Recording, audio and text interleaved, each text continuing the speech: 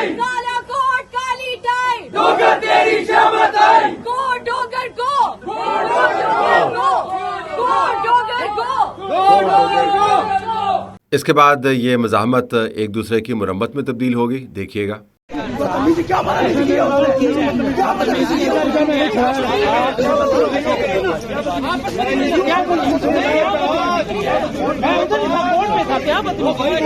मैं आपके साथ था, बदतमीजी की है, वोट दिया भाई, वोट दिया तो मैं कह रहा हूँ वोट लेकर कोई बदतमीजी और कोई क्या हो क्या बात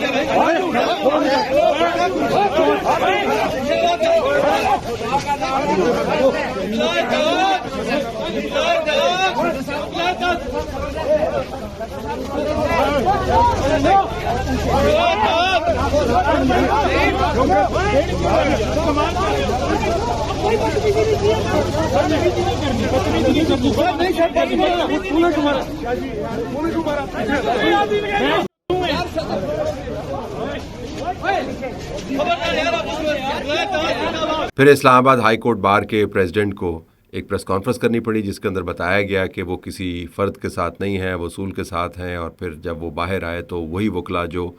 जस्टिस जहांगीरी के हक़ में नारे लगा रहे थे और मज़ाहमत की बात कर रहे थे और सीसा पिलाई दीवार बनने की बात कर रहे थे, उनकी लड़ाई के बारे में बताने लगे कि ये वकला बाहर नारे लगा रहे थे और अदारों के ख़िलाफ़ ये दुश्मन तराज़ी कर रहे थे और सिक्योरिटी फोर्सेस के ऊपर ये ऐसे जुमले कह रहे थे जो हमें नहीं कहने चाहिए। जब इनको रोका गया तो ये फिर हमारे पीछे पड़ गए और उसके बाद जो कुछ हुआ आपके सामने आया, तो लंबी चौड़ी वजाहत करनी पड़ी। तो ये थिएटर आपको लगता हुआ नज़र आया। इसका पस मंज़र क्या है, वो और किस्म की विजुअल्स आपको नज़र आते हैं। इस्लामाबाद हाई कोर्ट के जज साहिबान जस्टिस जहांगीरी समेत जिनकी डिग्री के मामले के ऊपर उनको काम से रोका हुआ है, 4 जज साहिबान पहुँच गए हैं इस फैसले को चैलेंज करने के लिए और बाकायदा वहाँ पर आए, फिर अपने बायोमेट्रिक करवाए और फिर रिपोर्टर से हल्की फुल्की बात करते हुए ये कहा गया जी कि हम भी देखें कि वकालत का शौक़ जो है वो कैसे पूरा होता है। बाज़ लोगों ने ये रिपोर्ट किया जिसको मैं इंडोर्स नहीं करता क्योंकि मेरे पास उसकी ऑडियो मौजूद नहीं है, ना ही वीडियो मौजूद है, लेकिन जो लोग सुप्रीम कोर्ट को और हाई कोर्ट को रिपोर्ट करते हैं उन्होंने ये भी जुमले वहाँ पर कोट किए कि जी जस्टिस कियानी साहब ये कह रहे हैं कि जब उनसे पूछा गया कि क्या आप रिटायर्ड चीफ जस्टिस काजी फ़ाइज़ ईसा की एग्ज़ाम्पल से मुतासर हुआ, तो उन्होंने कहा जी कि अल्लाह ना करे कि हम इनकी एग्ज़ाम्पल से मुतासर हों, हम उनसे इंस्पिरेशन नहीं ले रहे। लेकिन बुनियादी बात जो करने की है वो ये कि आप इस मुल्क के हालात देखें, इस मुल्क के लोगों के मसाइल देखें और इस्लामाबाद के बीच जो टॉप लेवल आपकी लीगल बॉडी है सुप्रीम कोर्ट बार एसोसिएशन के अलावा Islamabad high court bar association, उसके जो मामलात हैं उसके ऊपर नज़र दौड़ाएं। जिस अदालत ने लोगों को इंसाफ फराहम करना है उसके जज साहिबान ख़ुद दरख्वास्तें लेकर पहुंच रहे हैं और मामला कोई पब्लिक वेलफेयर का या पब्लिक इंटरेस्ट का नहीं है, वो इशू उनकी डिग्री का है। डिग्री के बारे में किसी ने सवाल उठा दिया है, उसके ऊपर इस्लामाबाद हाई कोर्ट की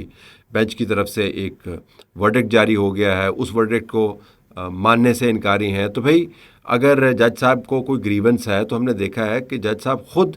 जा सकते हैं। ये 5 जजेस इकट्ठे होकर जब गए हैं उस शख्स जो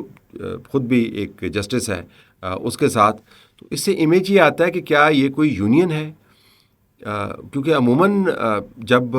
जज साहबान के सामने केस लगता है तो अगर मैं एग्रीव्ड पार्टी हूँ, यानी मेरे हकूक़ की तलफ़ी हुई है, कहीं पर उस हक़ पर डाका डाला गया है,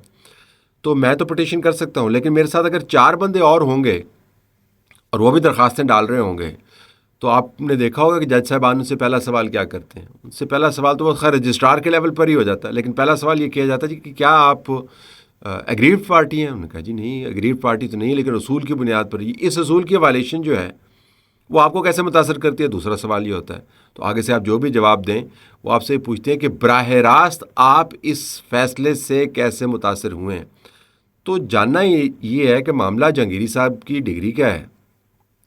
तो जस्टिस कियानी साहब, जस्टिस बाबर सत्तार, समन साहिबा, ये तमाम लोग जो हैं ये इससे कैसे मुतासर हो जाते हैं। ये इससे मुतासर होते बज़ाहिर नज़र नहीं आते, बादियों नज़र में नज़र नहीं आते। तो जब जज साहिबान एक ऐसे मामले का हिस्सा बने जिस मामले का ताल्लुक़ एक फ़र्द और उसकी क्वालिफ़िकेशन के साथ है और उस कोर्ट की ورڈکٹ کے اگینسٹ جائیں جس کورٹ کے وہ خود جج ہیں، تو آپ اندازہ کر سکتے ہیں کہ یہ کتنا بڑا کھلا اور افسوسناک قسم کا تضاد ہے۔ اس سے پہلے جو خطوط کا سلسلہ شروع ہوا ہے، اب تو وہ خطوط بازی ایسے ہو گئی ہے کہ پرانی یاد تازہ ہو گیا ہے۔ وہ کبوتر کے ساتھ، پنجے کے ساتھ وہ خط باندھ کے بھیجا کرتے تھے،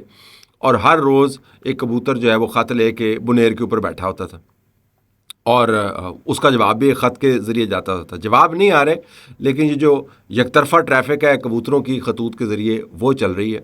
اس نے ایک علیحدہ میڈیا کی ہیڈ لائنز بنائی ہوئی ہیں، بیچ میں لائرز آ گئے ہیں، بیچ میں سیاست آ گئی ہے، بیچ میں پی ٹی آئی آ گئی ہے، بیچ میں اداروں کے خلاف کیمپین آ گئی ہے۔ تو اسلام آباد کے اندر سے جب آپ اس قسم کے معاملات کو اس انداز سے اٹھائیں گے، تو پھر یہ کہنا کہ جوڈیشری کا ایک بہت بڑا حصہ پولیٹیسائز نہیں ہے، وہ بات پھر جچتی نہیں ہے، لوگ اس کے اوپر یقین نہیں کرتے۔ تو اگر پولیٹیسائز ہے ایک نقطہ فکر کی نظر میں، تو پھر بے شک نہ ہو، لیکن بعض لوگ سمجھتے ہیں کہ اس رویے کے پیش نظر آپ پولیٹیسائز ہیں، پھر آپ کی بات کے اوپر کیوں کر یقین کیا جائے، آپ کی بات کو کیوں کر وزن دیا جائے، آپ کی بات کو اس حد سے زیادہ کیوں مقدم سمجھا جائے کہ آپ اپنے رائے کا اظہار کر رہے ہیں، لیکن اس کی کوئی قانونی اور آئینی بیس موجود نہیں ہے۔ یہ بنیادی طور پر ایک سیاست کھیلی جا رہی ہے، کیونکہ لگتا سب کو یہ ہے کہ اب وہ کھلا میدان جس کے اندر کسی زمانے میں کھل کے کھیلا کرتے تھے، اور گڈ ٹو سی یو، اور آپ کی کیا بات ہے، آپ اس طرح نہ کیا کریں، آپ تو پاکستان کے بہت بڑے لیڈر ہیں، دیکھیں نا یہ بات آپ کو جچتی نہیں ہے، اور یہ 3-4 ایم پیز تو میں ویسے ہی فارغ کر دیتا ہوں، اور آپ جج صاحب، قاضی فائز عیسیٰ صاحب، آپ نے چونکہ اس قسم کا کوئی سٹینس لے لیا ہے، کوئی آپ نے سٹیٹمنٹ دے دی ہے، تو اس کے بعد آپ نے عمران خان سے متعلق کسی کیس کے بینچ کا حصہ نہیں بننا۔ تب تو کسی کو یاد نہیں آیا کہ ہم نے اکٹھے ہو کے جانا ہے، کہ اتنا سینئر جج تھا جس نے چیف جسٹس بن جانا تھا، اس کا اتنا بڑا حق متاثر ہوا ہے، اور نہ ہی اس نے 6 ججز کو ساتھ لیا اور جا کر کورٹ کے سامنے اس نے واویلا کیا۔ تب تو سب نے خاموشی سے یہ ہضم کر لیا۔ اور ہاضمے کی میں نے بات کی تو میں آپ کو بتا دوں کہ بہت ساری چیزیں ہضم کی گئی ہیں، آپ نے ہضم بھی کیا اور حذف بھی کیا۔ نواز شریف کا کیس آتا تو کہتے جی ہم سیاسی کیسز نہیں سنتے، عمران خان کا کیس آتا تو کہتے جی ریڈ کارپیٹ اس کو لگائیں، ایک سیاسی جماعت کے لیڈران آتے ہیں تو کہتے ہیں کہ آپ نے اگر سلام کا جواب بھی دیا تو کنٹیمپٹ ہو جائے گی آپ کی کورٹ کی۔ دوسری سیاسی جماعت کا لیڈر آتا ہے تو اس کے لیے خاص گاڑی بھی جوائی جاتی ہے، اور کورٹ کے اندر اس کو باقاعدہ پوڈیم اس کے حوالے کیا جاتا ہے اور اس کی باتیں سنی جاتی ہیں۔ ایک سیاسی جماعت کی قیادت آتی ہے تو اس کو کہتے ہیں کہ آپ تمیز کے ساتھ بیٹھیں۔ دوسری سیاسی جماعت کا لیڈر آتا ہے، ٹانگ کے اوپر ٹانگ رکھ کے بیٹھتا ہے اور اپنی چپل کا رخ کرتا ہے بڑے بینچ کی طرف، تو کسی کو خیال نہیں آتا۔ تو اگر یہ ساری چیزیں آپ نے ہضم کر لی ہیں، اس کے بعد آ کے ہائی مورل گراؤنڈ لینا ایک خاص نقطہ نظر کے حوالے سے جچتا نہیں ہے۔ مشرف کے دور کے اندر جو پوسٹ آفر ہوئی تھیں وہ بھی لی گئیں، جس طریقے سے جن سیکیورٹی اداروں کے بارے میں آپ بات کرتے ہیں انہی سیکیورٹی اداروں کی اسیسمنٹس اور کلیئرنس کی رپورٹس کے بعد آپ کلیئر ہوتے ہیں جج بننے کے لیے۔ تو اگر ان کے خلاف ایک محاذ بندی کی گئی ہے تو پھر اس کا جواب آئینی طور پر تو نہیں آئے گا، اس کا جواب قانونی طور پر تو نہیں آئے گا، کیونکہ آرگومنٹ اب اسلام آباد کے اندر یہ ہو رہا ہے کہ مکمل طور پر کیمپین جو ہے یہ خاص جگہ سے چلائی جا رہی ہے، خاص مخصوص جو مفادات کے محافظ ہیں ان کی طرف سے چلائی جا رہی ہے، اور ان کے ساتھ پھر اسٹیبلشمنٹ کو اور حکومت کو کسی نہ کسی لیول کے اوپر انگیج ان کو کرنا پڑے گا اور ان کو نیوٹرلائز کرنا پڑے گا۔ یہ اب بات اسلام آباد کے اندر ہو رہی ہے، کیونکہ یہ جو ہنگامہ ہے مسلسل کورٹس کے حوالے سے، یہ پاکستان کے لیے نہ امیج کے لیے اچھا ہے اور نہ ہی اس ماحول سے مطابقت رکھتا ہے جس ماحول میں اس وقت پاکستان موجود ہے، جہاں پر چیلنجز بھی بے شمار ہیں، جہاں پر مواقع بھی بے شمار ہیں، جہاں پر دہشت گردی بھی روزانہ ہو رہی ہے، جہاں پر پاکستان کی بڑی اہم الائنسز بھی بن رہی ہیں، جہاں پر پاکستان کی ایک مرکزیت ہے بین الاقوامی طور پر، اور جہاں پر پاکستان کے مرکز کے اندر روزانہ اس قسم کے ہنگامے ہو رہے ہیں کہ وکیل آپس میں لڑ رہے ہیں اور نعرے لگائے جا رہے ہیں اور جج صاحبان خطوط لکھ رہے ہیں اور جج صاحبان پٹیشن کر رہے ہیں۔ میرے خیال میں کسی کو کسی نہ کسی وقت بیٹھ کر ان معاملات کو حتمی طور پر طے کرنا ہوگا۔ نہیں طے کیا تو پھر ظاہر ہے جو پاکستان میں طریقہ کار ہے طے کرنے کا وہی دوبارہ سے رائج ہوگا، اور پھر جب دوبارہ سے رائج ہوگا تو شاید یہ جو سپیس اویلیبل ہے یہ بھی اویلیبل نہ ہو۔